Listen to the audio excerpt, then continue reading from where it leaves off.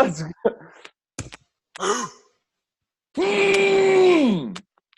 What's up? Just chilling. Chilling.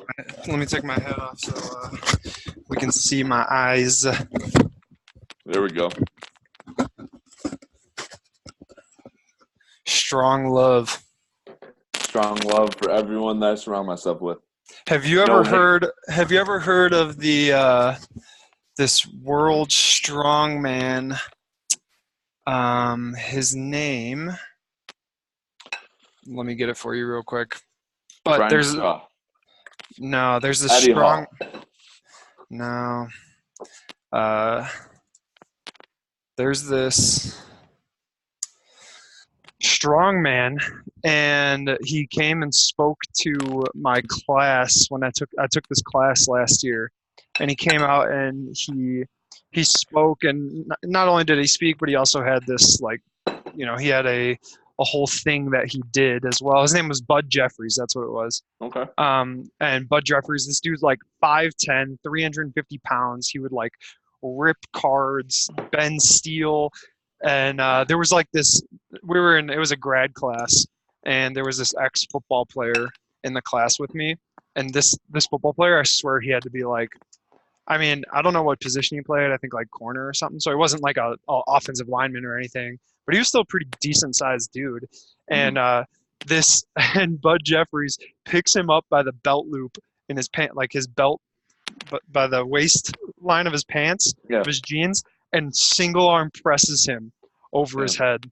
Damn. The dude is impressive as hell. You can look him up on YouTube. He has like all these videos of him in like his backyard working out, just like with like rusty ass old school weights that honestly look like he welded them himself. Amazing.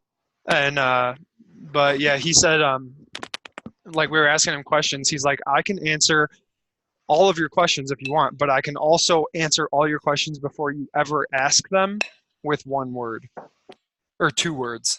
It was 2 words. What was it? Desire wins.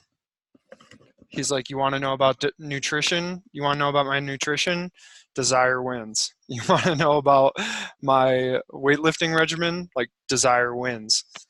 And that's all he said. So that's what I thought of when I saw strong love on your shirt. That's cool. Strong love. Desire wins. And if you like think about the bottom of any like peak performance pyramid, it always comes back to values, and like his biggest value was desire. Yeah. Yeah, it's like, what are you doing it for? Yeah, exactly. Yeah. So that's cool. So what's up, man? How's your week been? Or well, new week, new times. New week, new times, new exciting shifts, new exciting goals. Everything's new. Yeah. What's one new shift that happened for you?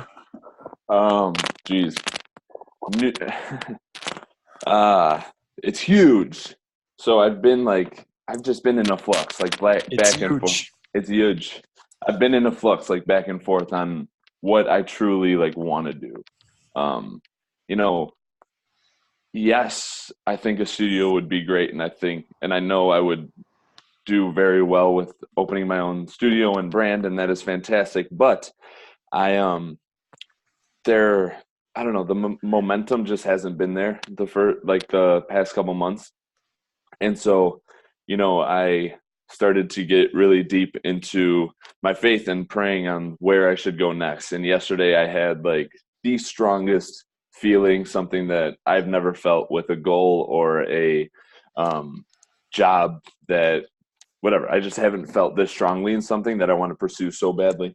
And so I'm very into learning on how like people's minds work and how the brain and the mind are 2 separate things, and how our thoughts affect the brain and all that stuff. Like I'm in love with the science and how that works and people's mentalities and stuff that we talk about. I love that.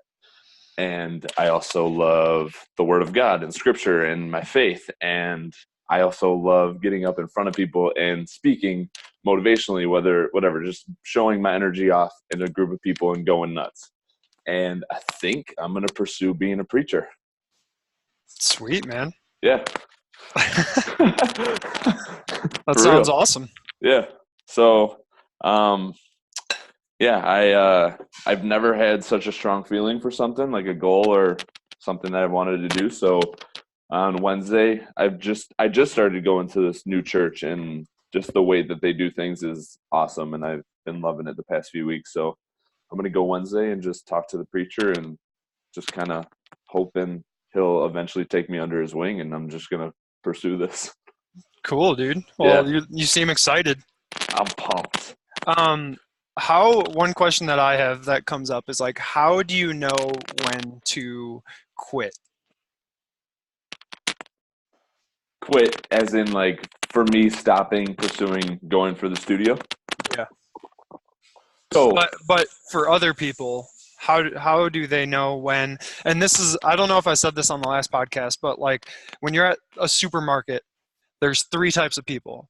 The first person is the one that goes and gets in line and then sees another line moving, so they jump over to that line real quick. Then they see another line moving a little quicker, so they go over to that line real quick. Then the second person gets in one line and they just stay in that line until they make it through. mhm, And then the third type of person gets in the initial line and then they look over and they see another line that is obviously the right one, like that will obviously get them the quickest. They're standing in a line with five people, the other line over there has nobody, so yep, they just go over and they go through it. So we want to be like that third person. We want to be persistent and disciplined and stick with what we say we're going to do and be committed. But then if another opportunity arises that is obviously the right path, yeah, we take it. totally. So how do you know that line is the line that you should go get in?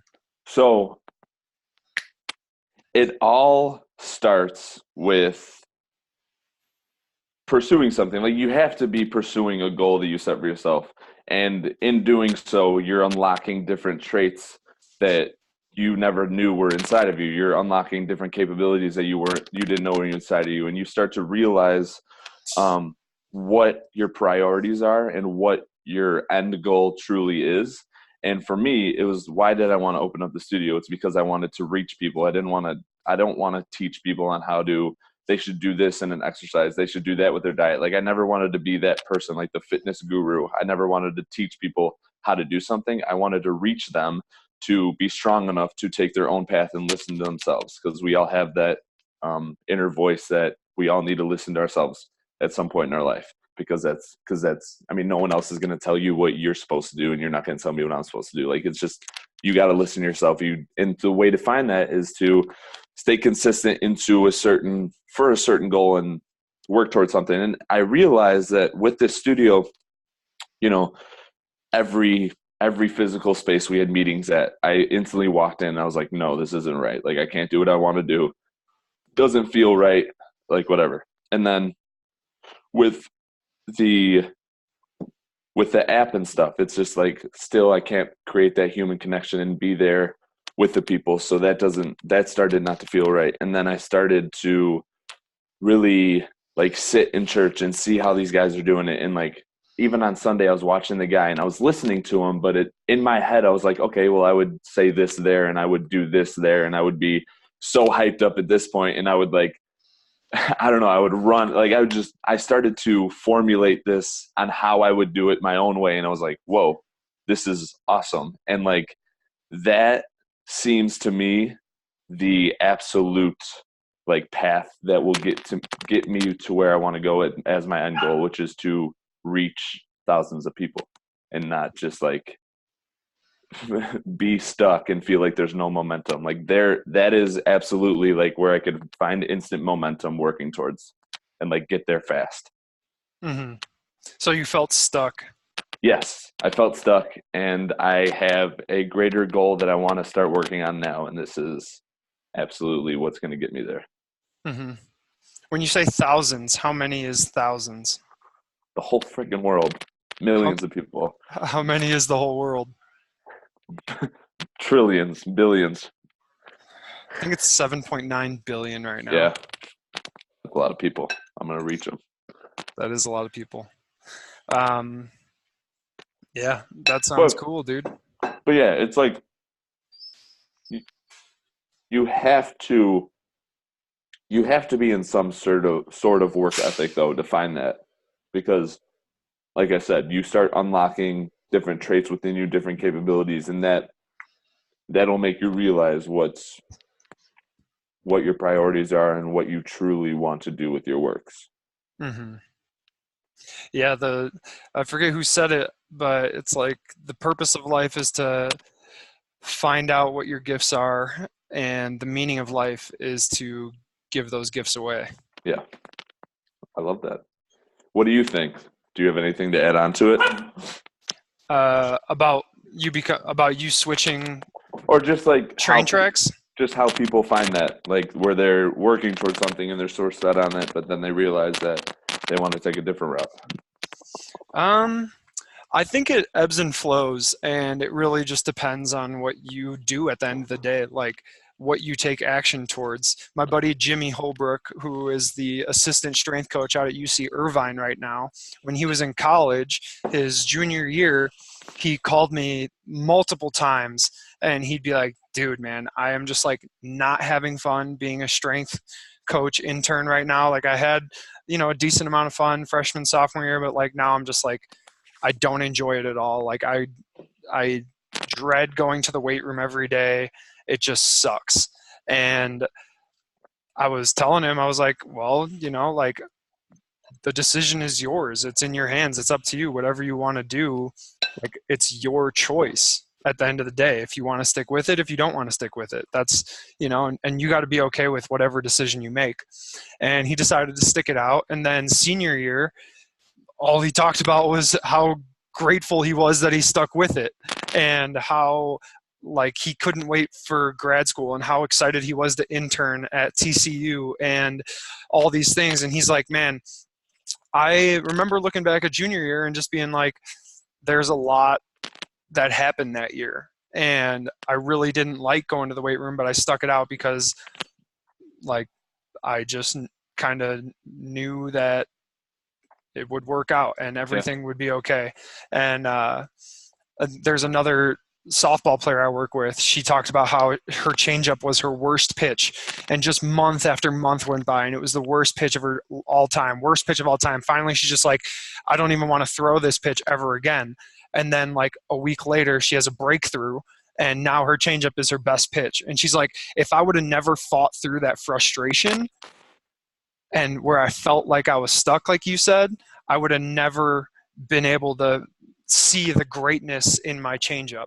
Yeah. So, like you hear both ways all the time, though. Like there's so many other people that switch paths and then they become great at what they did. It's all about, I think, having a commitment and then sticking through it with that commitment. Like with my other buddy who he just moved from Dallas to Colorado. When he started his job in Dallas, he's like, I'm going to give this job a year.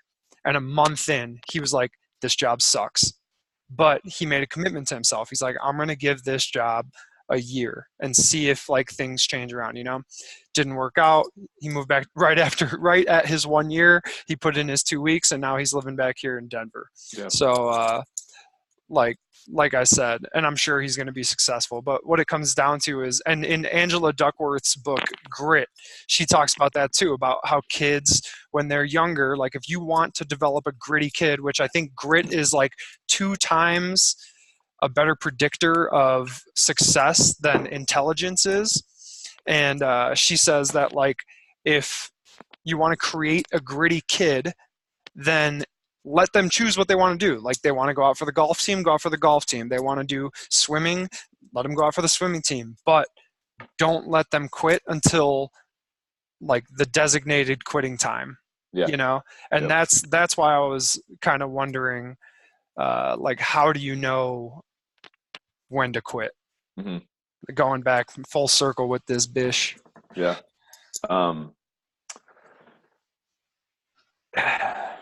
So I've been teaching. That's my take. Yeah.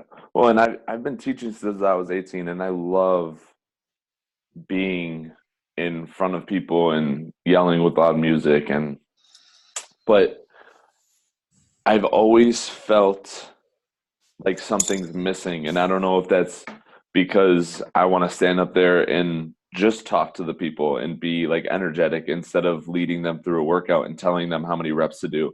And I need to figure that out, if it's just because I need to share the messages that I want to share and the way that I want to do it, or if it, I mean, I need to just try this different path to see if it's true. Because I know I'm going to do something with speaking in front of people. I just know it, whether it is in a fitness class or preaching. But I need to try different styles to truly see if it's just because I want to stand up there longer and speak to them and truly have that connection, with a group of people, or yeah, you know. Yeah, and I think no matter what you do, you're going to be telling stories in front of people, because that's what humans do. You Yeah. get back from a trip, you tell a story. Yeah. You go do anything, what do? You tell a story. That's like why social media is so dominant. It's because everything is a story on there. You put up a picture and you tell a story. You put up a video, you tell a story. And And that's I want to connect like on such a deep level with people. mhm. Because I think I know that my experiences and just the way that I think and the knowledge that I've learned, I could help people for sure. Mhm. And I don't. I Yeah. mean, I see it. Thank you, brother. What was I just gonna ask? Wait. Think about it.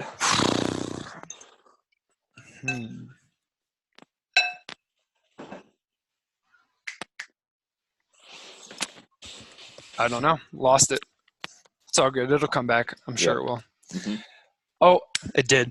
So a month, when I feel like these last probably month and a half to 3 or 4 months, you've been like that's for saying like, you've been very introspective and really getting to know yourself and questioning your thoughts and questioning your actions. Yep. Very, very The true. other day when you hit me up on Instagram and you're like, man, I just feel like I'm at a low right now. Oh, that was my worst day. One thing that I was thinking about was, do you think you might have been at a low because you were on social media watching videos all day? Because it seems like when you sent me that video, you were in a wormhole. I feel like you were in a rabbit hole at that time. How long were you watching, not doing? You were watching somebody else doing. How long were you doing that for? This is a question that I had in my head. I thought about this yesterday. Like 100% honest, I don't know, but I'm sure it was a long time. Mm-hmm. Yeah. And that's what, because I get that feeling too. Yeah. If I'm on social media and I get sucked down a wormhole on Instagram and I'm just watching, one time I'm watching baseball, the next thing I know I'm watching people weightlift across the world. The next thing I know I'm watching peacocks like fly on dogs or something. Yeah, exactly. And I get off Instagram and I'm like, where the F did the last, and for me, the last time it happened, I noticed it was 45 minutes. I'm like, where did the last 45 minutes go? I said to myself, where did the last 45 minutes go?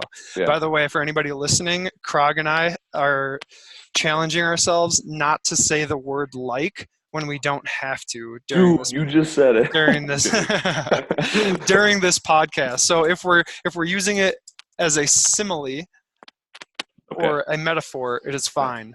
But if we say like instead of saying said or think or knowing, yes. Yeah. So, all right. Anyways, how long do you think you were watching videos for, and not doing yourself, but watching other people do? I think combined it was probably an hour and a half. Not like in one trip, but like combined in a day for sure. So that's one thing I thought about when I find myself not doing, and I think about all the most successful people in the world. Like, I need to break this habit, but when I think about the most successful people in the world, there is no chance that they're mm, mm, that they're on social media using it unintentionally Yeah, I or agree. watching videos unintentionally. I agree. I So, still think they fall into it sometimes because they do like there's some people that I listen to that are very successful that talk about like how they would watch Kevin Hart and feel like they're a failure or whatever. But like, I mean, even Kevin Hart follows, other workout people. I think everyone will have that moment for sure. But I agree with you. Like if they're on a mission, they won't like fall into it. but what was the key there? You said they watch other people Yeah. doing and then they feel like a failure. Yeah. Yeah. So Yeah. I think it's related. Totally. It almost, this is a theory I have now. I'm going to be testing it. But That's that good. sounds, it sounds to me like it's a thing. Well, yeah, and these past few months, like emotionally and just like digging so deep within myself, and like so when I get in low states now, it's like low, just because I'm so like ah, I'm so, I'm so caught up in my own head, and that just makes it worse. And you're not doing your thinking. Exactly, exactly. I'm So I'm that's building. Dr. Wayne Dyer. You know who Dr. Wayne Dyer is? I don't think so. He he does this awesome audio program you can get online called How to Be a No Limits Person. Okay. And I've listened to it multiple times through, but in one of his segments, he says how he's working with this depressed lady and she just doesn't know what to do to get out of her depression. He goes, "You don't know what to do?" He says, "Look, there's a ball right there. Pick it up and throw it. There's a bike right there. Go and ride it. Just do anything and it'll take you out of your depressed state." Wow. And then he tells this story about this other woman who has 11 kids and she lives in a tiny house in a not so good neighborhood. And he asks her, he says, "You have 11 kids, you have all these things going wrong, you have all these adversities in your life and all these struggles. How are you not depressed?" She says, "Are you kidding me, Wayne? Look around. I got 11 kids. I have no time to be depressed." So, Okay. I love that. Just do. And it's true.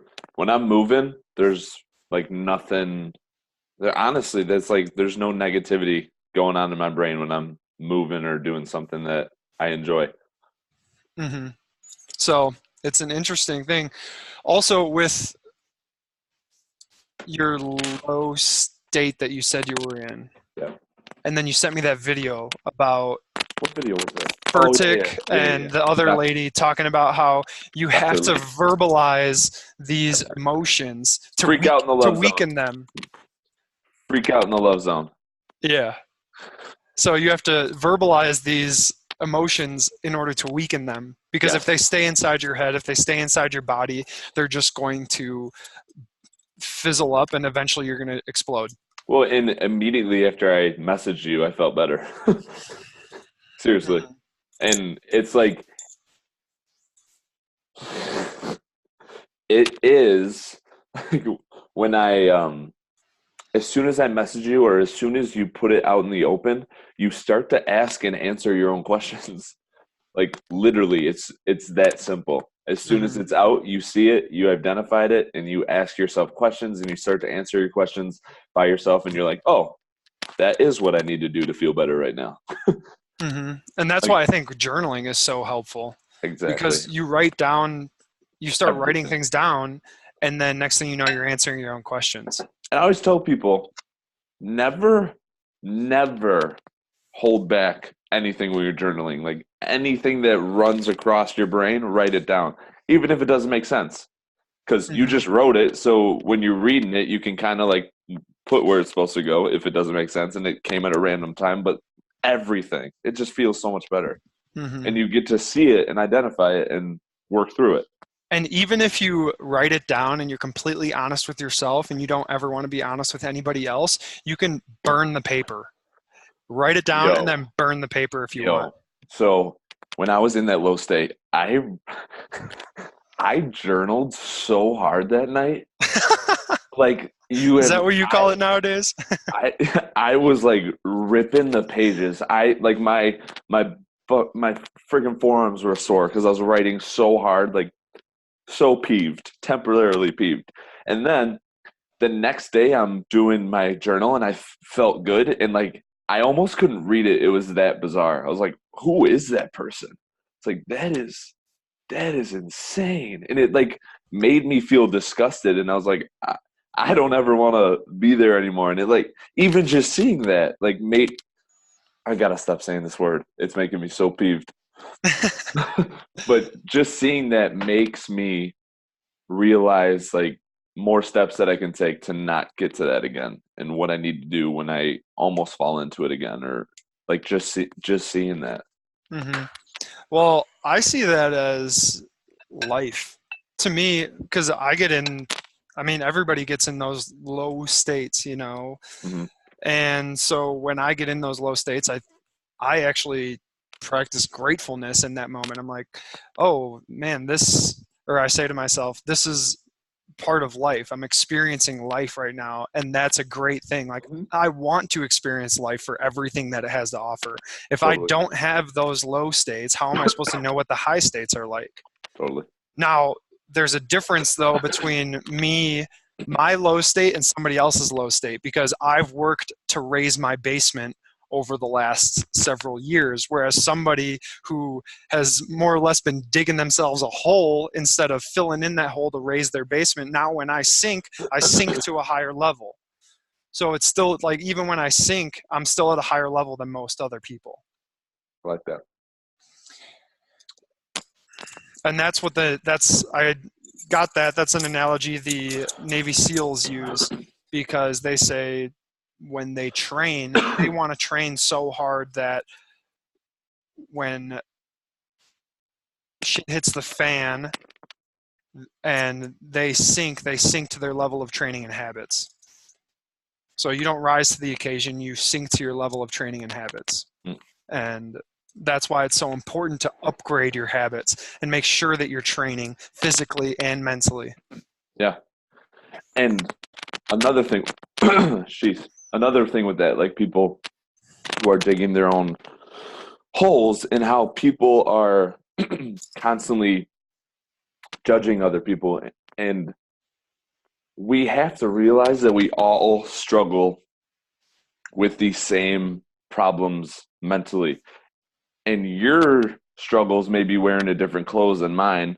It's still, we're going through very similar problems with working with ourselves internally. Like we're all dealing with something. And the fact, like, if I were to be, if I were to say, I can't believe Tyler does that. It's like, well, I'm sure he can't believe I do what I do. Like it's the same thing, just in different forms. So we all have to realize that we need to help each other, and we all we have to give grace to everyone because we're all going through the same thing. Mm-hmm. Can you give me an example? Give you an example. I like examples. I gotta think of. I'm just in general, like not like.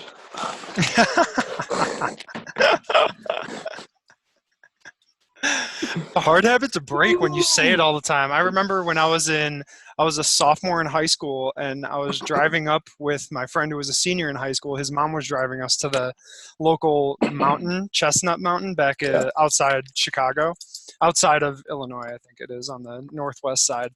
And she said to me halfway through the car ride, you know, you say the word like a lot. And now, however many years later, 13, 14 years later, I'm challenging myself to not say that word anymore. That's funny. That's awesome. Okay, here's an example that I could pop up top of my head. Let's say um, I have let's say I have my own business and it's very successful, but I still feel alone. And that's because I maybe don't have the friendships that I would want. And that goes with the rules that I set for myself for what makes me happy or whatever. But let's just say I have a very successful business, don't have the friendships or the connections with people that I would like. And another person has the connections and the friendships that they would like, but they're working to build a business, but it's like it's going nowhere. It the same type of deal, the same type of feeling, just in very different situations. Mm. You know what I mean? Mm-hmm. So it's like it's even someone could be going through something So so you could be a failure with your relationships while he's a failure with his business. yeah, and you're still having the same feeling internally, just very it's just those problems are wearing different clothes. And Mm-hmm. people tend to miss out that and don't put themselves in those person's shoes and realize, oh, it is the same feeling. Mm-hmm. It's just very different. There's this para-Olympian. I know his name. Rich Ruffalo.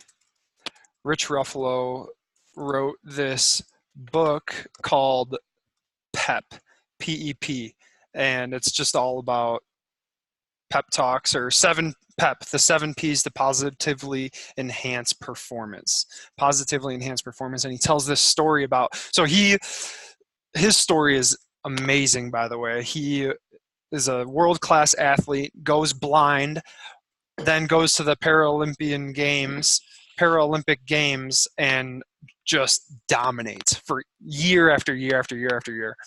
And he talks about how when he started to go blind, it was a degenerative disease. So he didn't go blind fully until he was like 23 or 24, somewhere around there, mid 20s. And he talked about how he wished it wouldn't happen and how he wished he wouldn't have had this cross to bear. And he tells this story about, the guy who had no feet, or the guy that had no feet wished he had feet until he met the guy that had no legs, and the guy that had no leg. Have you heard that story before? Yep. Um, so he talks about this other story where a blind guy has a dream about him showing up to the pearly gates, and he asks God to say, hey, can I not be blind anymore? And so God takes him into this room and he goes, well, if you want to not bear that cross anymore, you have to bear some cross. Like everybody has some cross to bear. So he takes him into this room and he opens it up and there's all of these crosses. There's ones as big as redwood trees and ones as small as toothpicks. And he's walking through trying to pick one out and he's looking for the smallest cross to bear. So he finally gets way to the back of the room and he looks on the ground. He sees this one that's about the size of a matchstick, and he goes down and he picks it up, and on it has a name, and it's his name. And it just hits him. He's like, oh shit, I thought my problem was bad, but look at all of these other things that are going on in the world. My blindness is nothing compared to what somebody else has, what somebody else's cross is to bear. So that's really cool. It all comes down to that. Like everybody has a cross to bear. It's just how you're going to deal with it. How you're going to respond to it. Are you going to respond to it with fascination, or are you going to respond to it with frustration? Yep. Oh. Ooh. Ooh. I got that one from Dr. Rob Gilbert. He's one of my mentors. That's awesome. Good one, Rob. He always says, he's like, are you going to get fascinated or frustrated? I like that. And he also talks about one other thing that we've been talking about earlier. He talks about how motion creates emotion. So you want to change your emotion, put yourself in motion. Jump out of bed in the morning. There you go. Yeah, exactly. Action changes attitude. But are you going to be fascinated or frustrated? That reminds me, Caroline Leaf said so I started following her on Instagram after that talk, and she posts mental self-care tips. And she posted one that Caroline Leaf is a psychologist. Yes. Who connects science with scripture. Mm-hmm. That is her works. And she said people shouldn't live with passion. They should live being curious. So because if you live with passion, it might hold you back from doing certain things because you think like, oh no, like if I step out of this realm and go do that, then I'm not going to be focused on my passion. But if you're curious, you can try different things, different forms, and it could lead to a different passion, or it could lead to you combining the skills that you've learned from those things to create your passion. It's just live curious, try things. Mm-hmm. And that's something I always say too. The byproduct of curiosity is A pluses. The byproduct of curiosity is success. The byproduct of curiosity is you leading your team in doubles that year. Your curiosity is, or you making $1 million in sales, or $10 million, or $100 million, or $1 billion in sales is a byproduct of curiosity. Curiosity is queen, is what I say. There's, everybody sees the king ruling the kingdom, and he's driving the nice car, and he's in the big castle, but it's the queen that is in his ear, keeping him curious and being like, hey, have you tried this? Hey, have you done this? Blah, blah, blah. So I said that to a friend, I don't know, a month ago, and I kind of liked it. Curiosity is queen. Curiosity is queen. Quoted Tyler Pacey. I actually just made an Instagram post about curiosity today. Really? Because my girlfriend and I went cliff jumping. We went up to this mountain at 11,000 feet, and we jumped off. We did some cliff jumping.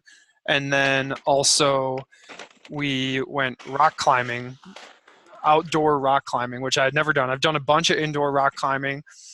When I had the year off between school or 2 years off between school and going back to school to get my master's, I joined an indoor rock climbing gym, and I went like once a week for a year and a half. It was awesome.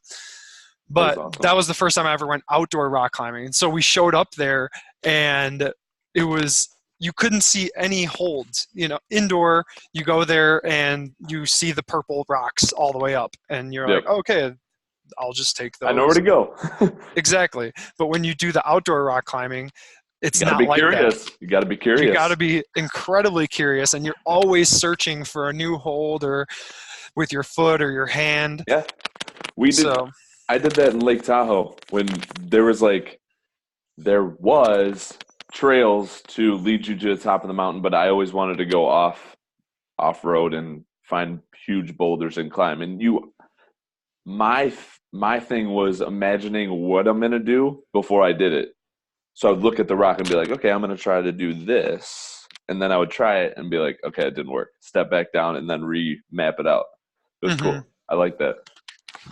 What I found was that I look up at the top of the rock wall, and I said, that looks super tall. And then next thing I know, I start and I finish. I was just so absorbed in the moment the whole time that time seemed to almost disappear. It seemed that I got to the top of the rock wall instantly, almost every time. It was really cool. So, metaphor, life is but a rock. You're going to get to the top and be like, where the hell did time go? And you're going to see this magnificent view, because when you do what you love, time flies, and you're going to be as happy as you can be. No matter how hard it is to get to the top. You will always enjoy the view because it's what you love. I would say time disappears more than time flies, because sometimes when you're absorbed in the moment can last a lifetime. And then when you look back on it, it was the snap of the fingers. Time disappears. I like that a lot better. Interesting. Write it down. I feel like we're getting deep today. I knew we were getting deep today. I was feeling good. A lot of shifts going on. I just. One thing I also want to talk about, you sent me a text saying what people escape to, they become enslaved by. one pill turns into 2 pills, turns into 3, 3 turns into a lot, and now they don't understand why it's not working anymore, but they do it anyways. It's not that people don't respect themselves. They would rather feel a dirty connection than a clean sense of confinement that comes from being quarantined in your own mind. Got that from Stephen Furtick. The last part too, or the whole thing? The whole thing. Well, I changed the words a little bit, but the basis of the message. Mm-hmm. You know, one thing I think about a lot is those guys like the Dalai Lama and these incredibly enlightened individuals. Do they, I haven't read enough about them, so maybe you know more, or maybe somebody listening knows more than I do on this subject, but I don't know much about them. do they get those feelings too? Or like even Gandhi, do they get those feelings too of like frustration and irritation and jealousy and doubt and fear, jealousy? Did I say that one already? No, all of those quote unquote negative emotions. my belief on that is 100% yes, because one, they're not a savior. I believe they might be to someone else, but and how much they're able to help people, I think they've had to gone through that. They just know how to handle it, and that's why they could reach so many people. They're Because at a higher functioning level maybe where they can deal with those emotions instantaneously, yeah, I think or so. at a faster rate. Or yeah, and So they you know just how I talked about raising my basement? Like they've yes, raised their basement to the size of the whatever that tower is in Dubai. yeah, exactly. Or yeah, and they through practice and maybe the people they surrounded with and their experiences, they were able to create their techniques that have perfectly set them up to go through any struggle like that and able to enlighten and reach millions of people. Mm-hmm. I Because mean, even Joe Rogan. Joe Rogan has what, like the most. He's the best podcast in the world right now, and even he talks about that. So Tony Robbins, his growing up, he went through the most struggles. Like anyone great who shares tips and is a lifestyle coach or is a mental strength coach and is always like all their messages, all their posts lead to building strength or having breakthroughs or doing this and doing that to get past fear. Like they've all gone through something horrible. yeah, Amy was telling me the story yesterday about how she has a friend who's going to a psychologist who, or has a psychologist friend that told her she needed to go or leave the party early because her boyfriend at the time was on another drinking binge or something like that. And Amy said to me, she said, "Do you would think that that lady would not be with that guy because she's a psychologist and she knows what can happen with those sort of relationships." Yeah. And I said, yeah, she probably does know exactly what's going on. And at the same time, people who give advice to other people have gone through some pretty dark shit in their life. Yep. You're not really giving advice if you've never gone through any hardship. You're not. You're really not. And you don't. That's why I. Or maybe you've gone through hardship, but you haven't reflected on it. Yes, yes. And like I said, everyone is dealing with a similar situation that affects them mentally. We all go through it. And it's the people who have the breakthroughs and force themselves to fight through that moment of fear or do something that they're afraid of that they're not sure of and take the steps forward instead of just staying still or moving backwards and doing something that would give them the dirty connection. Mm-hmm. So when you think of that quote about that Furtick said, it's not that they don't respect themselves. They would rather feel a dirty connection than a clean sense of confinement that comes from being quarantined in their own mind. What does that mean to you? Listening to yourself and Instead of, yeah, keep going. sitting, listening to yourself. And he was, well, even for me, when I was going through a tough time as a kid, and I would always pretend to be someone I wasn't, and going to school and stuff, like I couldn't look at myself in the mirror because I knew, I keyword, I knew what made me happy. I knew who I wanted to be, but I wasn't doing it because I was trying to make a connection to people who don't really care about me. But I forced myself to take that route because I wanted the instant feeling of happiness Mm. instead of looking myself in the mirror and knowing what I already know and doing what I already know. You just have to sit with yourself and take the steps forward to doing what you know. And it's hard. It's hard to because we get caught up in society, we get caught up in doing the things that give us the instant gratification. So it sometimes takes people longer to figure out what they do know, but you do know, and you have to sit with yourself to realize it. That dirty connection might be pills for some people. It might be social media for others. It Exactly. might be sex for other people. It Might be might being be, someone you're not. It might be, you know, having being in a bad relationship where the person's always holding you down, but she's always there for you. hmm, it's those little distractions Exactly. That are holding you that back from that hold you back. potential breaking through. And a lot of people would rather distract themselves than deal with their own thoughts. Because it is scary. But on the other side, greatness. On the other side of struggle is success. Make that Right. one a thing. That's right. That's right. Have you ever heard the story of the buffalo?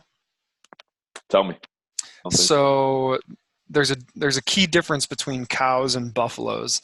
On the open prairies of the Midwest, in Nebraska and on the east side of Colorado, right before the mountains, the and the rolling plains, the storms come over the mountains and roll east through the plains. And when the buffalo and the cows are in the field, they see the storm coming, and they both do something completely different. The buffalo run towards the storm, and the cows run away from the storm. So initially, the cows are running away from the storm, and they have that sense of satisfaction. They're not getting hit by the storm yet, right? Yeah. And the buffalo, they run towards the storm, so they're getting hit with it right away.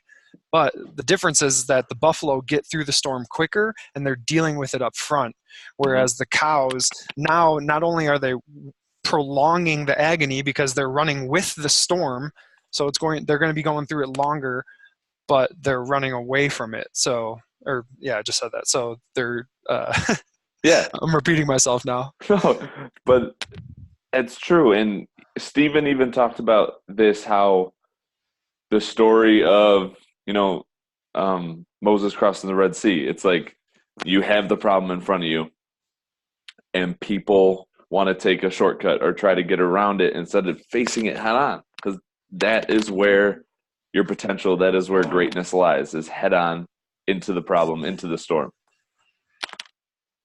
Into the Exactly. storm. Love that. So be like the buffalo and just Be like the go book. go Yeah. right for it. And I love how buffalo tastes too. So maybe that's why they taste so good. What happened to you going vegetarian? Hey, I still want to learn about it for sure. It's just not going all in yet. Yeah. I want to learn the lifestyle. I want to learn what it takes. I want to be informed. Hmm. So we're dog sitting right now for one of my mom's close friends, Hmm. and the dog's been with us for couple days now. And she keeps running up with me with a toy. And I keep just tossing it. You want to learn something cool? Teach me. All right, so I have a number for you to write down. Do you have a pen and paper? I will in 3, 2, hit me. Okay, so here's the number: 1-800-201-9, 50-07-04-17-60-11-11-06-60-55-1225. All Okay. right, so here's what we're going to do. I'm going to teach you how to memorize this number in less than 3 minutes. Tell me. All right. let me get a timer here because this is the first time that I'll actually be doing this with somebody else. Okay. Ready, set, go. So the way we memorize stuff is through stories, right? So we're going to break up this number into a story. So the first two numbers, 1-8, put a line after the 1-8. So last year was 2018. This year's 2019. So it's 1-8-2019. 18-2019. We're living in America. There's 50 states there. Okay. The Declaration of Independence was signed on July 4th, 1776. So last year was 2018. This year's 2019. We live in America with 50 states. And the Declaration of Independence was signed on July 4th, 1776. So 07041776. Yeah. The Declaration of Independence, we decided that we're going back in time and we're going to meet with the original 13 colonies. And so they're having a party with the Declaration of Independence, and they're like, oh, pick something up on the way over. So we stopped by 7-Eleven, 0711, and we're taking Route 66 that has a speed limit of 55 miles an hour, but there was a huge crash on Route 66. So we tried getting there on July 4th, but we didn't get there until Christmas, 12/25, 12/25.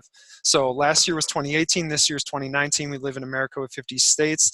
The Declaration of Independence was signed on July 4th, 1776. And on that date, we time traveled back to hang out with the people of the 13 colonies. They said, pick up something on the way over. So we stopped by 7-Eleven and we took Route 66 that has a speed limit of 55 miles an hour. And since there was a crash, instead of getting there on July 4th, we didn't get there until Christmas. You think you got it? Book closed. All right, let's see. Let's see if you have it. Okay, go for it. 18. Uh-huh. 2019. Uh-huh. 0704. Wait, where do we live? What 50 country? states. 50 states. 50 states. All right.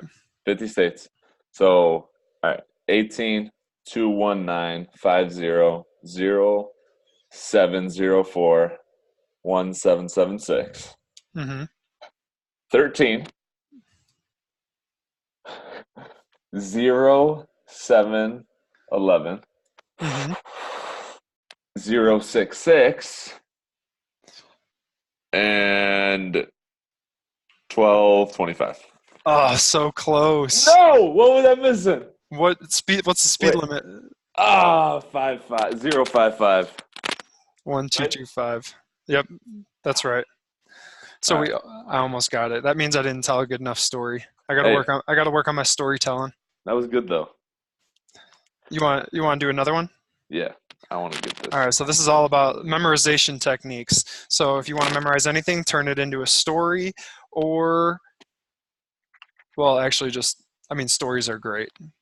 And our brains think in pictures. So if you can create a strong enough picture with a strong enough emotion attached to it, then you will remember it.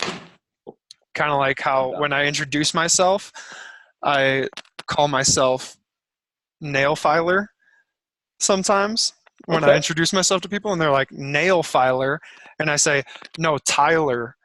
And then it rhymes with nail filer. Just imagine taking a nail filer and etching a T into my scalp. And they're like, what the fuck is wrong with this guy? But It works. They never forget my name. So Nail filer.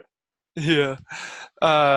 So I created a strong emotional picture in their brains. Awesome. Here's another one. Okay, so this is another one I just learned today. Is it a number? These are words. Okay. So So I need to write them down. the first word, yes, the first word is Statue of Liberty. Fuck. Okay. Second word is torch. Torch. Third word is book. Fourth word is big fat guy. Fifth word is electric drill. So these are words. You're saying word.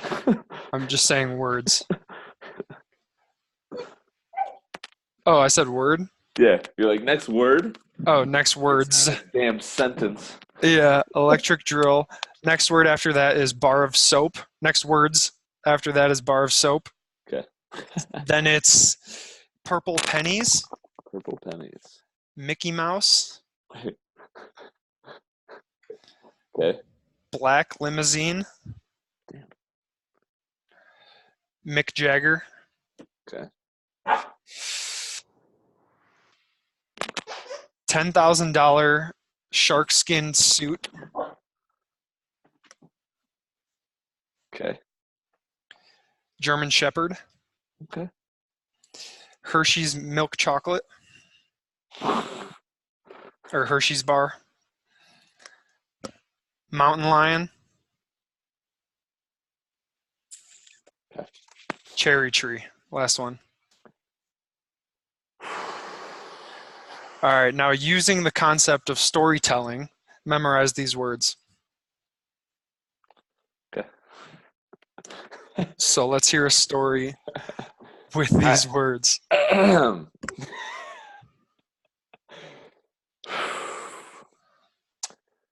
right. The Statue of Liberty held a mighty torch while reading a book while while a big fat guy does a cannonball holding an electric drill that zaps a bar of soap out of his pants. And oddly enough, the soap was purple and turned his penny. Now he has purple pennies. While his underwear created he was wearing Mickey Mouse underwear, and now his underwear is a purple Mickey Mouse. Okay, damn, this is hard. The splash was so big from the cannonball, it hit a black limo, and the limo driver was so frustrated he danced it out like Mick Jagger in a $10,000 shark skin suit, while his dog, Chinko, the German Shepherd, ate a Hershey bar and sounded like a mountain lion and ran up a cherry tree. All right. Honestly, that was so far off from the story that I created, but so now flip over the book or go through it again real quick. Wow. All right, I'm going to get this, though. All right. Do you want to say the story one more time? No, I'm good. All right. Let's hear it. Let's I'm see going what you to got. proof. There it is.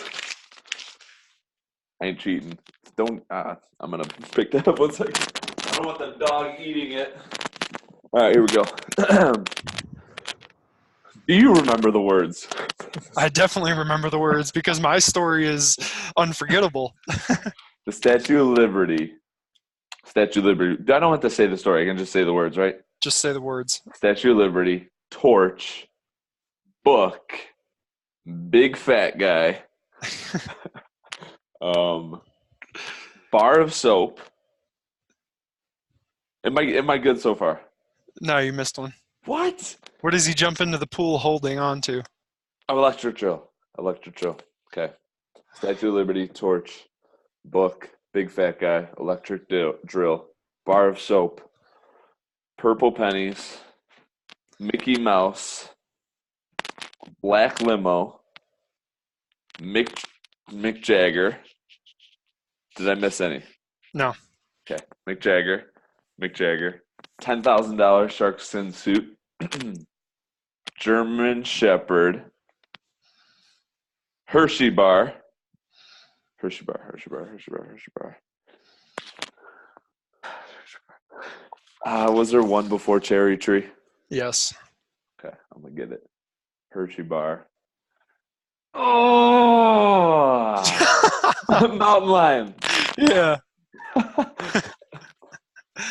Isn't that amazing? That's It cool. makes me want to go back, and there's one class that I decided to forego in college, and it was a biology class because I thought I don't know why I wanted to go into physical therapy. That was a thought that it was a fleeting thought Yeah. when I signed up for that biology class. And a month into the class, I realized I was spending every night at the library studying for this class. Would turn off my phone, just study, try and memorize all these words. And that's all biology basically is like memorization. Yeah.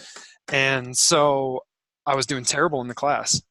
But Really? now that I have these different memorization techniques, I want to go back and try and take the class again and see if I can use these techniques to get myself an A. That's cool. I've been thinking about that a lot. Cool.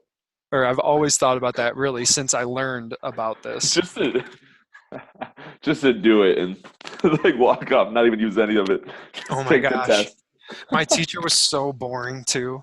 Yeah. In the 35-day mindfulness series that I just came out with, there's one technique that I talk about where it was actually my physics teacher, Dr. French. She was so boring that she would put me to sleep at our 10 o'clock class, 10 a.m. to 11 a.m. She would put me to sleep Monday, Wednesday, Friday. I could not stay up. I think it was probably because I was eating lunch beforehand, which never is good, you know. If You you're got your 10-minute walk in before class. Exactly.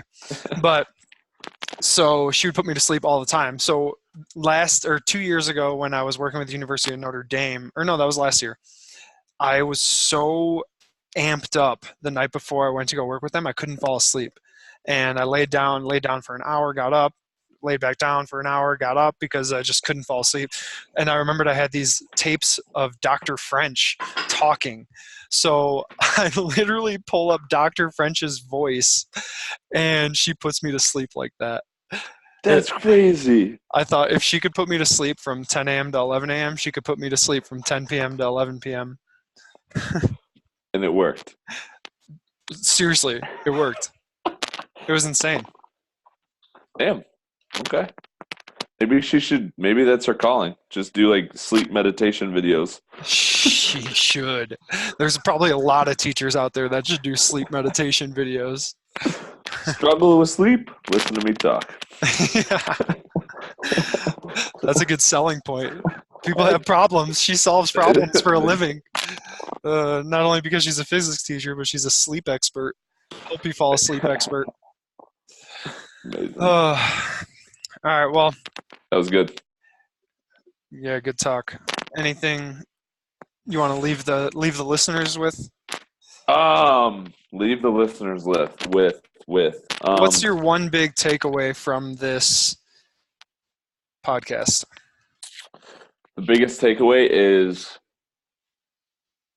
try different things. That's what I'm starting to discover is, you could be set on a goal and a plan, but try different things to make you experience and grow your knowledge so you know that end goal is true to you. And when you try different things and experience new things, maybe you realize that it's not the end goal for you.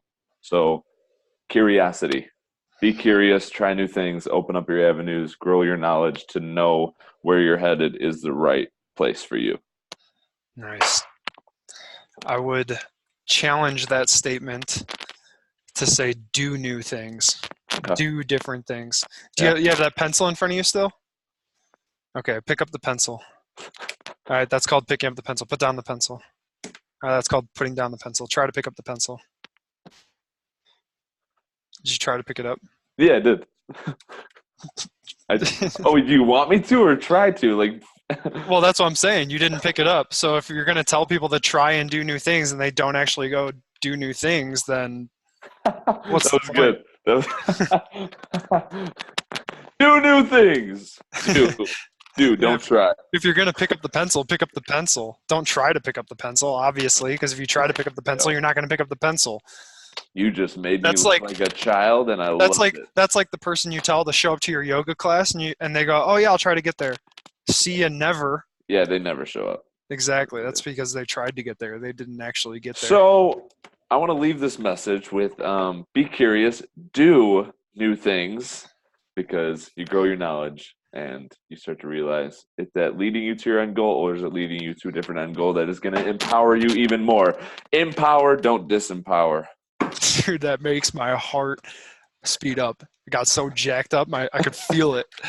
Do empowering things, not disempowering things. For sure. All right, brother. Well, I'll talk to you soon. Yep. See you, brother. See you, man.